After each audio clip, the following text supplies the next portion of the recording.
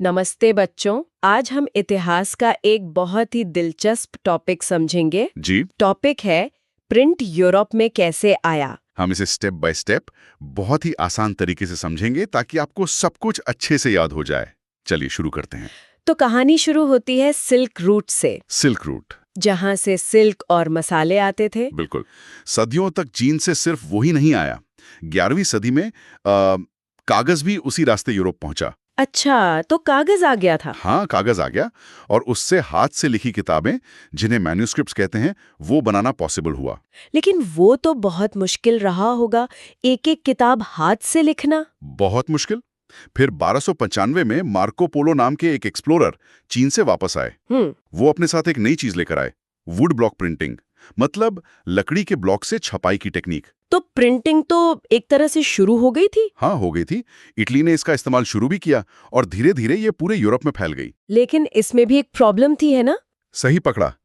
देखिए, जो अमीर लोग थे या राजघरानों के लोग, वो अभी भी वेलम पर हाथ से लिखी किताबें ही पसंद करते थे।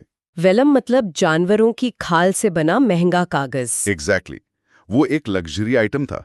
लेकिन जो व्यापारी थे या यूनिवर्सिटी के छात्र, उन्हें तो सस्ती किताबें चाहिए थी। और ज्यादा चाहिए थी। बिल्कुल। किताबों की मांग बढ़ रही थी, बुक फेयर लगने लगे थे। लेकिन हाथ से लिखना बहुत महंगा और स्लो प्रोसेस था। और वुड ब्लॉक प्रिंटिंग से पूरी किताब छापना भी आसान नहीं था।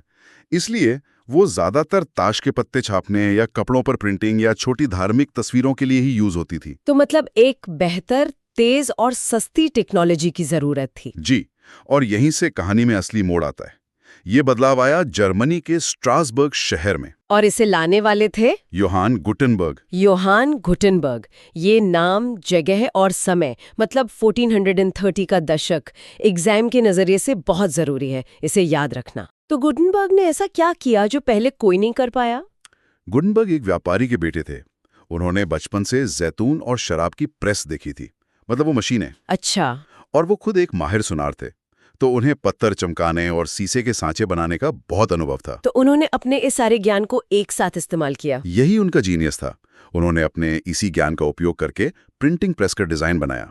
मॉडल थी जैतून की प्रेस। और अक्षरों के लिए उन्होंने रोमन वर्णमाला के 26 अक्षरों के लिए धातु के, मतलब मेटल के, मूवेबल टाइप बनाए। अगर आपको ये एक्सप्लेनेशन हेल्पफुल लग रही है तो वीडियो को लाइक कर दीजिए, और ऐसी ही सिंपल एक्सप्लेनेशंस के लिए हमारे चैनल पाठशाला एआई को सब्सक्राइब करें।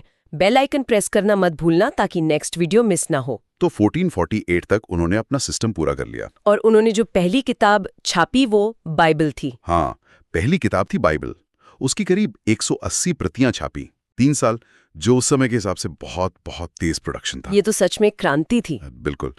लेकिन एक मजेदार बात है, शुरू में जो छपी हुई किताबें थीं, वो दिखने में बिल्कुल हाथ से लिखी किताबों जैसी होती थी। ऐसा क्यों? ताकि लोगों को वो जानी पहचानी लगे।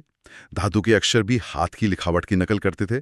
किताबों के बॉर्डर पर हाथ से डिजाइन और पेंटिंग की जाती थी। अच्छा, मतलब खरीदार उसे अपनी पसंद के हिसाब से बाद में सजवा सकता था। हाँ, उसके लिए खाली जगह छोड़ दी जाती थी। फिर तो ये तकनीक बहुत तेजी से फैली होगी। बहुत तेजी से।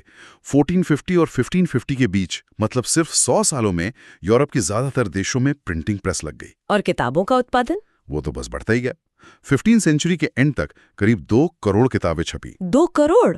और 16वीं सेंचुरी तक ये संख्या 20 करोड़ पहुंच गई। मतलब 10 गुना। कमाल है। हाथ से लिखने से लेकर छपाई तक के इसी बड़े बदलाव को प्रिंट क्रांति या प्रिंट रेवोल्यूशन कहा जाता है। तो चलिए जल्दी से दोहराते हैं कि आज हमने क्या सीखा। हाँ, तो सबसे पहले चीन से would block printing Marco Polo के जरिए यूरोप पहुंची।